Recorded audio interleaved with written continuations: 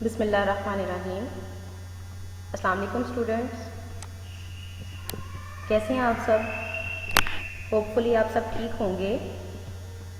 اچھا بیٹا، جیسے کہ آپ کو پتہ ہے کہ ہم لوگوں نے چیپٹر 3 اسٹارٹ کیا ہے ایجوکیشن کا، جس کا ٹائٹل ہے نمو یا ڈیولپمنٹ، ٹھیک ہے؟ تو آج کا ہمارا اس چیپٹر کا جو ٹاپک ہم پڑھنے جا رہے ہیں وہ ہے نمو کے اصول، پرنسپلز آف ڈیولپمنٹ، ٹھیک ہے؟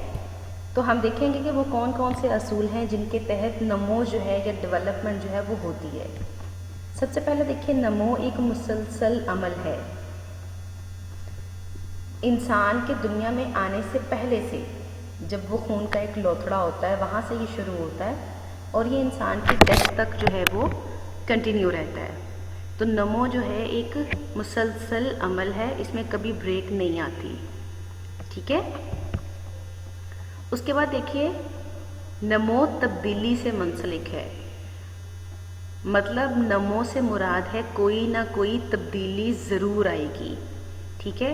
چاہے تو کوالیٹیٹیو ہو سکتی ہے اور چاہے تو وہ کوانٹیٹیو بھی ہو سکتی ہے۔ کوالیٹیٹیو وہ کب ہوگی؟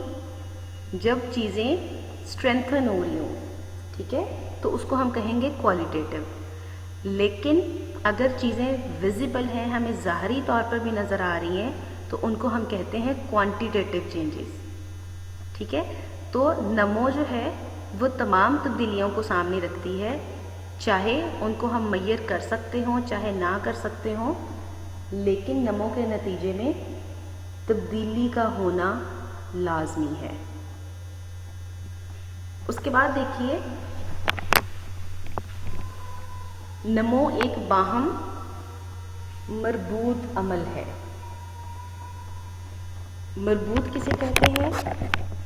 وہ چیز جس کے درمیان میں رابطہ پایا جاتا ہو، ٹھیک ہے؟ تو یہ مربوط عمل کس طرح سے ہوگا کہ انسان کی نمو کے جتنے بھی پہلو ہیں، جسمانی ہے، ذہنی ہے، معاشی ہے، معاشرتی ہے، سماجی ہے، ان تمام چیزوں کے درمیان ایک ربط پایا جاتا ہے، ٹھیک ہے؟ اور یہ اسی طرح سے ایک مربوط طریقے سے ڈیولپ ہوتی ہے چیز انسان کے اندر۔ اس کے بعد نمو ایک مجموعی عمل ہے، کیومولیٹو پروسیس ہے۔ بہت سی تبدیلیاں ایسی ہوتی ہیں جو ایک دم سے نمودار ہو جاتی ہیں، لیکن وہ کبھی بھی ایک دم سے سامنے نہیں آتی۔ ان ریالٹی آہستہ آہستہ یہ کام چل رہا ہوتا ہے، ان پروسیس ہوتا ہے جس کے نتیجے میں وہ عمل سامنے آتا ہے، ٹھیک ہے؟ مطلب کہ آپ کسی بچے کو جب پہلی دفعہ وہ چلنا شروع کرتا ہے تو آپ فوراً سے کہتے ہیں دیکھو یہ ایک دم سے چل پڑا، حالانکہ وہ ایک دم سے نہیں چل پڑا ہوتا، پراپرلی اس نے اپنی بونز کو اسٹرانگ کیا ہوتا ہے، اس نے اپنی ہائٹ مینیج کی ہوتی ہے، اس نے اپنی جو پرفارمنس ہے اس کو اسٹرینتھن کیا ہوتا ہے، تو پھر وہ چلنا شروع ہوتا ہے، ٹھیک ہے؟ تو جو نشو و نما ہے وہ ایک مجموعی عمل ہے، بہت ساری تبدیلیاں جو ہیں وہ پہلے رونما ہوتی ہیں، پھر کوئی ایک ویزیبل جو تبدیلی ہے وہ سامنے آتی ہے۔ نمو ایک انفرادی عمل ہے، اس کو سمجھنا بیٹا بہت ضروری ہے ہمارے لیے۔ دیکھیں، ہم انڈیویجول ڈفرینسز کی بات کرتے ہیں تو نمو جو ہے وہ ایک مجموعی عمل ہے، مطلب کہ انفرادی عمل ہے، مطلب کہ ہر جو فرد ہے، ہر انسان جو ہے، اس کی نمو کی جو ریشو ہوگی وہ دوسرے سے مختلف ہوگی۔ فار ایگزامپل، ایک بچہ 2 سال کی عمر میں چلنا شروع کر دیتا ہے، ایک بچہ سال کی عمر میں چلنا شروع کر دیتا ہے، ایک بچہ 1.5 سال کا ہوتا ہے اور وہ بولنا ہلکا پھلکا بولنا شروع کر دیتا ہے، ایک بچہ 2 سال کا ہو کے بھی ہوں ہاں ہی کرتا ہے لیکن بولتا نہیں ہے۔ تو نمو جو ہے وہ انفرادی عمل ہے اور یہ ہر فرد کے حساب سے مختلف ہے۔ اس کے بعد نمو قابل پیش گوئی ہے، ہم پریڈکشنز کر سکتے ہیں، مطلب سم ٹائمز ہم کہتے ہیں نا کہ اس کا قد بہت لمبا ہوگا، کسی بچے کو ہم دیکھ کے کہتے ہیں اس کی ہائٹ بہت زیادہ ہوگی۔ ہم کیوں کہتے ہیں؟ کیونکہ ہم اس کی نمو کو دیکھ رہے ہوتے ہیں کہ وہ عام بچوں سے زیادہ گرو کر رہا ہے، تو پھر ہم پیش گوئی کر دیتے ہیں کہ یہ اپنے باپ پہ جائے گا، اس کا قد لمبا ہوگا، ٹھیک ہے؟ تو نمو قابل پیش گوئی ہے، ہم بتا سکتے ہیں کہ آنے والے وقت میں کسی کی نمو کیسی ہوگی۔ پھر یہ ایک منظم اور سلسلہ وار عمل ہے،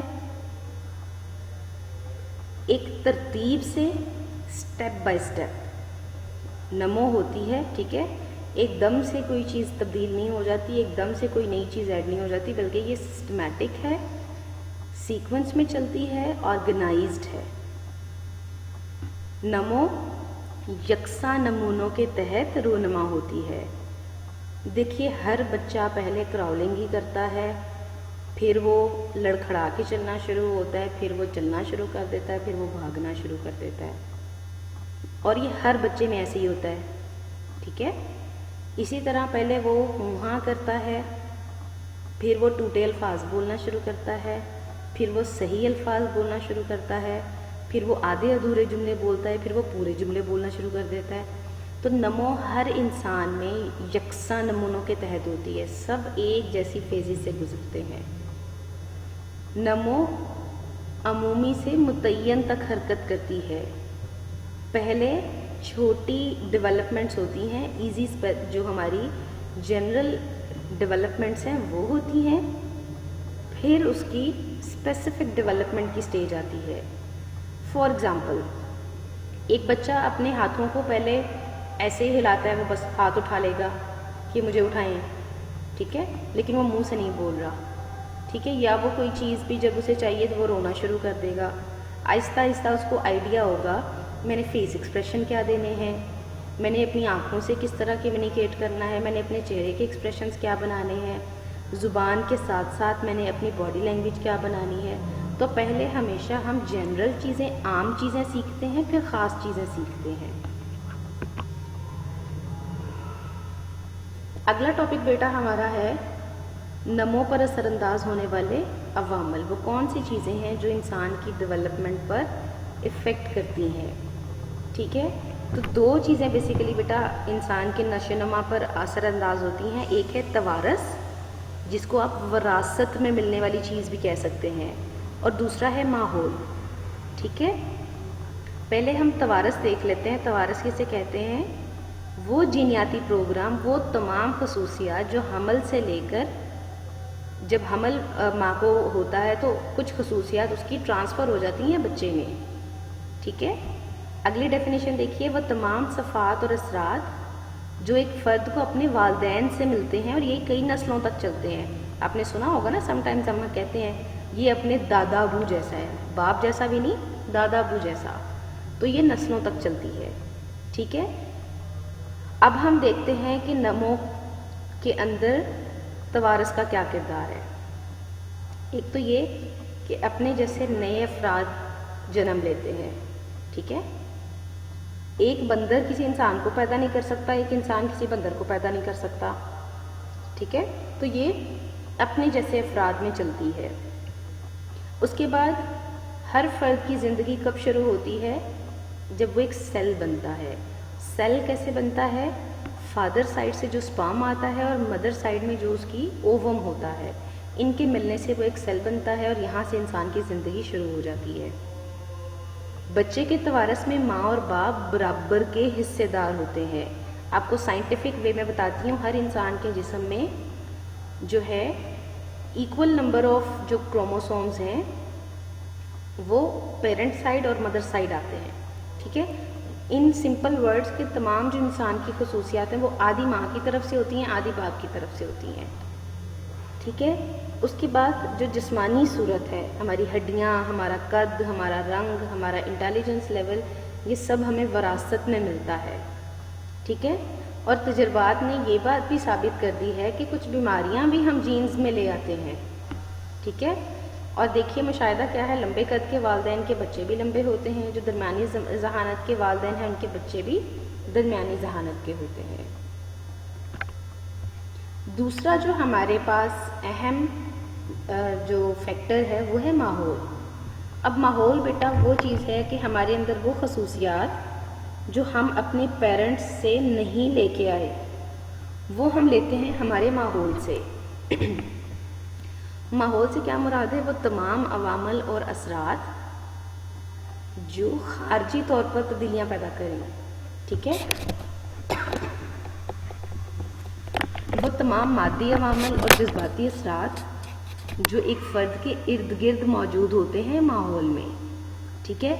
हमारे पेरेंट्स हैं, उसके बाद हमारे फ्रेंड्स हैं, हमारे टीचर्स हैं, हमारे ख़ानदान के बाकी अफराद हैं, हम मीडिया से सीखते हैं, हम सोसाइटी से सीखते हैं, ये सारी चीज़ें हमारे माहौल का हिस्सा हैं, ठीक है। देखिए एक मशहूर माहिर नफ्सियात की कोटेशन लिखी हुई है कि वाटसन कहता है कि आप मुझे एक बच्चा मेरे हवाले कर दें, जो आप कहेंगे मैं उसको बना दूंगा, और वो कैसे बनाएगा, उसको वैसा माहौल देकर, ठीक है। तो हम देखते हैं कि इंसानी शख्सियत की नमो में माहौल का किरदार कैसा है। सबसे पहले देखिए माहौल से जो हमें मुशाहिदात मिलते हैं या तजुर्बात मिलते हैं, उसके मुताबिक हमारे किरदार बदल जाते हैं। अगर सेहतमंद माहौल होगा तो जो हमने अपनी वरासत में चीज़ें हासिल की हैं वो भी ग्रो करेंगी। फॉर एग्ज़ाम्पल मैंने अपने जीन्स में हासिल किया था कि मेरा कद बहुत लंबा होगा, लेकिन माहौल में इतनी स्ट्रेस थी, इतनी डिप्रेशन थी, मुझे मारा पीटा जा रहा है घर में, मुझे खाने को प्रॉपर चीज़ें नहीं मिल रही, तो मेरा कद कैसे वैसा हो सकता है जैसा मैंने अपने जीन्स में लेके आई हूँ। तो हमेशा सेहतमंद माहौल अच्छी वरासत को भी सपोर्ट करता है। तजुर्बात के जो नतीजे हैं उसकी वजह से हमारी शख्सियत में निखार पैदा हो जाता है। जो हमारी वरासत में मिलने वाली सिफ़ात हैं वो तभी ग्रो करती हैं जब उन्हें माहौल भी मुताबिक मिला जाए। अगर कुंद जहन बच्चे हैं, अब वो वरासत में ही जहानत नहीं लेके आए, वो हैं ही कुंद जहन, आप उनको 10 अकेडमीज़ में पढ़ा लें वो आपको रिज़ल्ट नहीं दे सकते, ठीक है। इसी तरह से बहुत ज़हीन बच्चा है, अगर आप उसको अच्छा माहौल प्रोवाइड करेंगे तो वो कितना ज़्यादा अच्छा रिज़ल्ट लेके आ सकता है, ठीक है।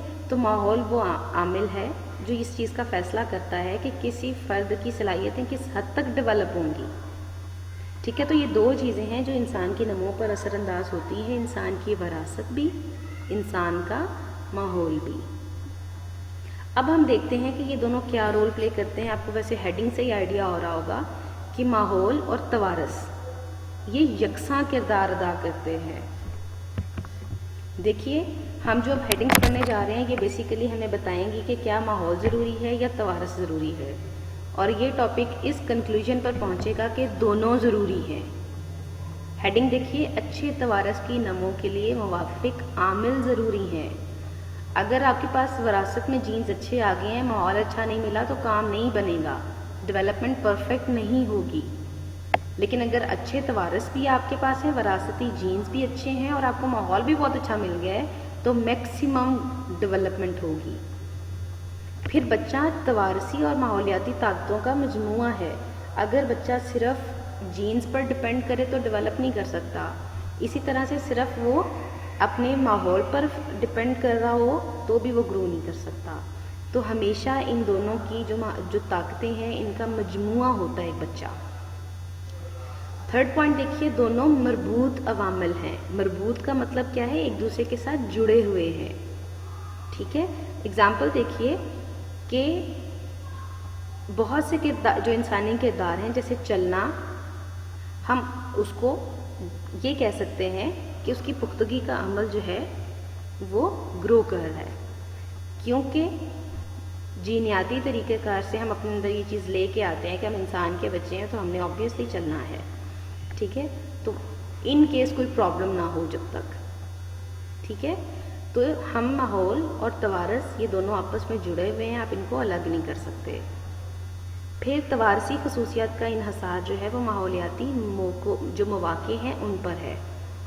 अगर आपको माहौल मौके प्रोवाइड नहीं करता तो जो हमारी वरासती खसूसियात हैं वो दब जाती है, लेकिन अगर माहौल आपको मौका दे देता है तो जो हमारी वरासती खसूसियात हैं वो पॉलिश हो जाती हैं। उसके बाद देखिए, हामला माँ के एहसासात का असर बच्चों पर होता है। ये देखिए माहौल की कितनी परफेक्ट एग्जांपल है। आपने अपने इर्द गिर्द अगर कभी देखा हो तो जो खातून कंसीव कर लेती है, प्रेग्नेंट हो जाती है, लोग उसको कहते हैं यार फ्रूट खाओ, जूसेस पियो, तो बच्चे की ग्रोथ पर असर होगा, पॉजिटिव असर होगा। या हम कहते हैं कि डिप्रेशन नहीं लो, परेशान नहीं हो, बच्चे पर असर होगा। इसका मतलब कि माहौल तो जो पेट के अंदर मौजूद बच्चा है, माहौल तो उसको भी असरअंदाज कर रहा है। तो ये कैसे पॉसिबल है कि जब वो दुनिया में आ जाए तो माहौल उस पर असर ही ना करे। ٹھیک ہے. اس کے بعد دیکھیے توارث ماحول پر اثر انداز نہیں ہو سکتی. اب اس کا کیا مطلب ہے؟ توارث آپ ماحول اپنی مرضی سے سیٹ کر سکتے ہیں، لیکن وراثت آپ کے ماحول کو چینج نہیں کر سکتی. ٹھیک ہے. تو جو توارث ہے وہ تو انسان کے اندر ہے نا، ماحول ایکسٹرنل ہے. تو ہم اپنے ماحول کو تو موڈیفائی کر سکتے ہیں، چینج کر سکتے ہیں، لیکن ہماری وراثت ماحول پر اثر انداز نہیں ہو سکتی. پھر توارث جینیاتی صفات کی نمو کرتا ہے. اس میں دیکھیے کہ ہماری جو وراثت میں ہم خصوصیات لے کے آتے ہیں، ماحول ہمیں ایکٹیویٹ کر دیتا ہے ان کو شروع کرنے کے لیے، یا ماحول ہمیں ایسی سچویشن پرووائڈ کر دیتا ہے کہ ہمارے وہ جینز ایکٹیویٹ ہو جائیں. ٹھیک ہے. توارث خام مال فراہم کرتا ہے، را مٹیریل. خام مال کسے کہتے ہیں؟ جس پر بعد میں پروسیسنگ کر کے اس کو پراپر کسی شیپ میں کسی پروڈکٹ میں ہم چینج کر لیں. تو جو وراثت میں چیزیں ملتی ہیں وہ ہمارے پاس را مٹیریل ہیں، خام ہیں. ان کو ماحول پالش کر کے ایک پروڈکٹ کی فارم میں لے کے آتا ہے. ناموافق ماحول شخصیت خراب کر سکتا ہے. ہو سکتا ہے آپ نے اپنی وراثت میں بہت اچھے جینز آپ لے کے آئے ہوں، لیکن ماحول پرفیکٹ نہیں ملا. ماحول پرفیکٹ نہیں ملا تو انسان کی شخصیت خراب ہو جاتی ہے. ٹھیک ہے. فار ایگزامپل میں یہاں پہ جو ایگزامپل انہوں نے دی ہے میں وہ آپ کو ایکسپلین کرتی ہوں کہ ایک انسان ہے، وہ اپنی وراثت میں بڑے جینز اچھے لے کے آیا ہے، انٹیلیجنس کے، ذہانت کے جینز اس کو ملے ہیں، لیکن ماحول میں اس کو کوئی اپرچونٹی نہیں ملی تو وہ کرائم والے راستے پہ نکل گیا. وہ اپنی وراثت کو وہاں استعمال کر لے گا، لیکن اس کی شخصیت خراب ہو جائے گی کیونکہ وہ جرائم کے راستے پر نکل پڑے گا. اس کے بعد توارث اور ماحول دونوں کے اثرات محدود ہیں. نہ تو 100% ماحول وراثت پر اثر انداز ہو سکتا ہے، نہ 100% توارث جو ہے وہ ماحول پر اثر انداز ہو سکتی ہے. ٹھیک ہے. دونوں کے اثرات محدود ہیں، دونوں کی کچھ لمٹس ہیں. اور اس کے بعد دیکھیے موضوع ماحول اچھے توارث کا متبادل نہیں. یہ بیٹا وہ پوائنٹ ہے جو پہلے میں نے آپ سے کہا تھا کہ آپ جتنا مرضی اچھا ماحول دے دیں، اگر وراثت میں اچھے جینز نہیں ملے تو آپ بچے کی ڈیولپمنٹ پرفیکٹ نہیں کر سکتے. ایک بچہ اس کی ذہانت میں ہی اچھا جین نہیں آیا، اس نے اپنے توارث میں ہی انٹیلیجنس کا جو ایک جین تھا اس کو نہیں ملا. آپ اس کو ماحول میں 10 اکیڈمیز رکھوا دیں، کوئی 10 ٹیچرز ڈفرینٹ سے اسے پڑھا دیں، اسے دنیا جہان کی کتابیں لا کے دے دیں، وہ نہیں پڑھ سکتا. ٹھیک ہے. تو جتنا مرضی آپ موضوع ماحول دے دیں وہ اچھے توارث کا ریپلیسمنٹ نہیں ہے، اس کا متبادل نہیں ہے. ٹھیک ہے. تو یہ بیٹا ہمارا آج کا لیکچر تھا. نیکسٹ ٹائم سے مطلب اگلے لیکچر سے ہم نے جو فیزز پڑھی تھیں، ادوار پڑھے تھے انسانی ڈیولپمنٹ کے، اس کو ہم دیکھیں گے. جو ٹائپس ہیں ہمارے پاس، جسمانی نمو کیا ہوتی ہے، سماجی نمو کیا ہوتی ہے، جذباتی نمو کیا ہوتی ہے. اب نیکسٹ لیکچرز میں ہم ایک ایک کر کے ان کو کور کرنا شروع کریں گے کہ وہ نمو ہوتی کیا ہے، اس کی خصوصیات کیا ہوتی ہیں اور اس کو کیسے ڈیولپ کیا جا سکتا ہے. تو نیکسٹ لیکچر تک اپنا بہت سارا خیال رکھیں، اس کو پڑھیں. جو سمجھ میں نہ آئے وہ مجھ سے آپ واٹس ایپ پہ جو ہے اپنے گروپ میں پوچھ سکتے ہیں. ٹھیک ہے بیٹا. اللہ حافظ.